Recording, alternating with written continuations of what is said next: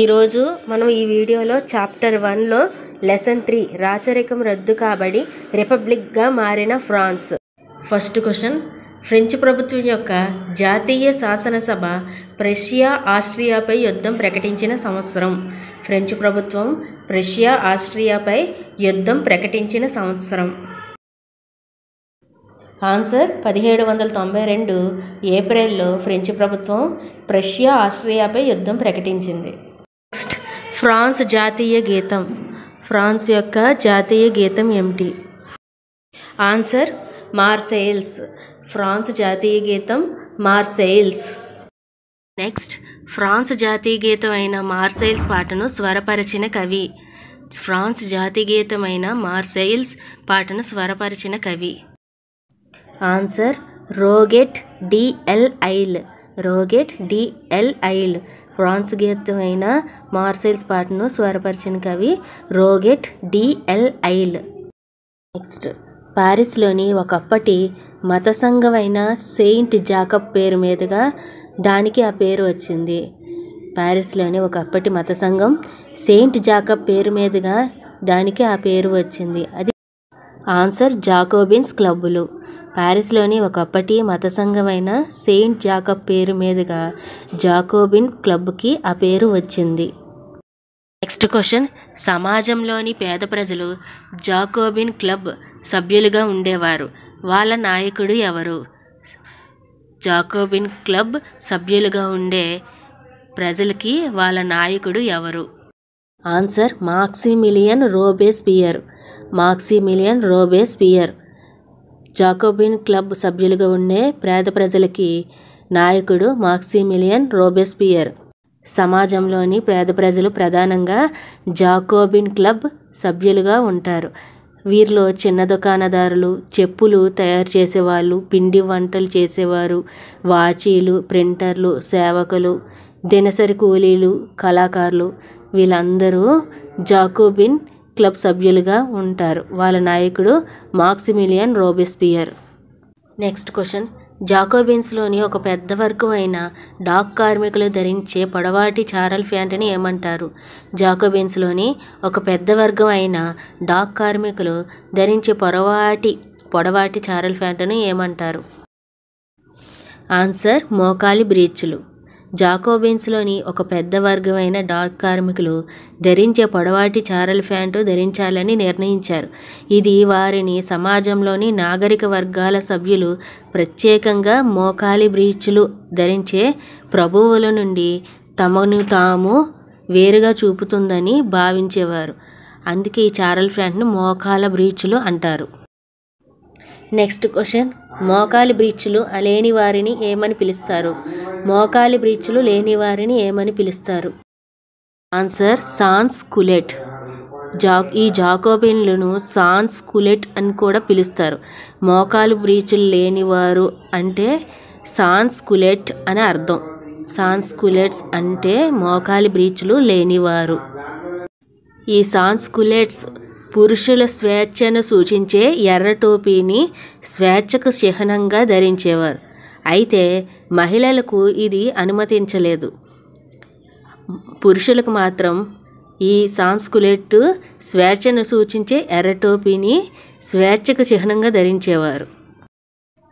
Next, ఆహార పదార్థాల కొరత, వాటి అధిక ధరలతో కోపోద్రిక్తులైన అధిక సంఖ్యాక ప్రజలతో జాకోబిన్లు తిరుగుబాటుకి ప్రణాళిక వేసిన సంవత్సరం.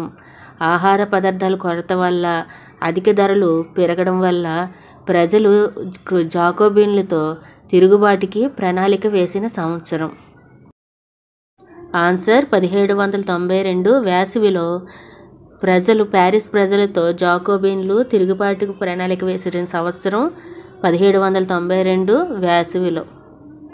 నెక్స్ట్ క్వశ్చన్, ప్యారిస్ ప్రజలతో 1792 వేసవిలో జాకోబిన్లు తిరుగుబాటు చేసి ఏ మహల్ మీదకి దాడి చేశారు? పారిస్ ప్రజలతో కలిసి జాకోబిన్లు 1792లో తిరుగుబాటు చేసి ఏ మహల్ మీదకి దాడి చేశారు? ఆన్సర్ ఆగస్టు 10 ఉదయం ట్యూలరీస్ మహల్ మీద దాడి చేశారు. పారిస్ ప్రజలతో కలిసి జాకోబిన్లు 1792లో తిరుగుబాటు చేసి ట్యూలెరిస్ మహల్ మీద దాడి చేసి రాజు కాపలాదారులను ఊచకోత కోశారు. రాజును కూడా చాలా గంటల సేపు బందీగా ఉంచారు. నెక్స్ట్, ఫ్రాన్సులో కొత్తగా ఎన్నికైన శాసనసభను ఏమని పిలవసాగారు? ఫ్రాన్సులో కొత్తగా ఎన్నికైన శాసనసభను ఏమని పిలవసాగారు? Answer convention. ఫ్రాన్సులో కొత్తగా ఎన్నికైన శాసనసభను కన్వెన్షన్ అని పిలుస్తున్నారు. నెక్స్ట్, రాచరికాన్ని రద్దు చేసి ఫ్రాన్స్ని గణతంత్రంగా ప్రకటించిన సంవత్సరం. రాచరికాన్ని రద్దు చేసి ఫ్రాన్స్ని గణతంత్రంగా ప్రకటించిన సంవత్సరం. ఆన్సర్ 1792 సెప్టెంబర్ 21న. 1792 సెప్టెంబర్ 21న రాచరికాన్ని రద్దు చేసి ఫ్రాన్స్ని గణతంత్ర రాజ్యంగా ప్రకటించారు. నెక్స్ట్, గణతంత్రం అంటే ఆన్సర్ ప్రభుత్వ అధినేతతో సహా ప్రభుత్వాన్ని ప్రజలే ఎన్నుకుంటారు. గణతంత్రం అంటే ప్రభుత్వ అధినేతతో సహా ప్రభుత్వాన్ని ప్రజలే ఎన్నుకుంటారు. నెక్స్ట్, దేశద్రోహం ఆరోపణపై 16వ లూయికు న్యాయస్థానం మరణదండన విధించిన సంవత్సరం. దేశద్రోహం ఆరోపణపై 16వ లూయికు న్యాయస్థానం మరణదండన విధించిన సంవత్సరం. ఆన్సర్ 1793 జనవరి 21న 16వ లూయికి న్యాయస్థానం మరణదండన విధించింది. 16వ లూయి ఉరితీయబడ్డ స్థలం. 16వ లూయి ఉరితీయబడ్డ place. Answer place de la Concorde వద్ద అతను బహిరంగంగా ఉరితీయబడ్డారు.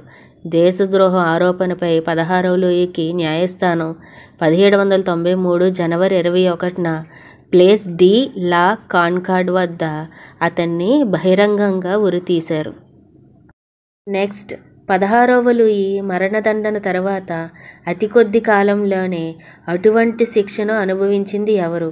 16వ లూయి మరణదండన తర్వాత అతి కొద్ది కాలంలోనే అటువంటి శిక్షను అనుభవించింది ఎవరు? ఆన్సర్ రాణి మేరీ ఆంటోనెట్. 16వ లూయి వివాహం చేసుకున్న అతని భార్య మేరీ ఆంటోనెట్. ఆమె ఆస్ట్రియా రాజకుమారి. 16వ లూయి మరణదండన తర్వాత అతి కొద్ది కాలంలోనే అతని భార్య కూడా అటువంటి శిక్షే అనుభవించారు. నెక్స్ట్, 1793-94 మధ్య కాలాన్ని ఏ పాలనగా పేర్కొంటారు? 1793-94 మధ్య కాలాన్ని ఏ పాలనగా పేర్కొంటారు? ఆన్సర్ బీతవహ పాలన. 1793-94 మధ్య కాలాన్ని బీతవహ పాలనగా పేర్కొంటారు. నెక్స్ట్, ఫ్రెంచ్ ప్రభుత్వాన్ని 1793-94 మధ్య కాలంలో ఎవరి పాలనలో ఉంది? ఫ్రెంచ్ ప్రభుత్వం 1793-94 మధ్య కాలంలో ఎవరి పాలనలో ఉంది? ఆన్సర్ రాబీస్పియర్. 93-94 మధ్య కాలంలో రాబీస్పియర్ పాలించేవాడు.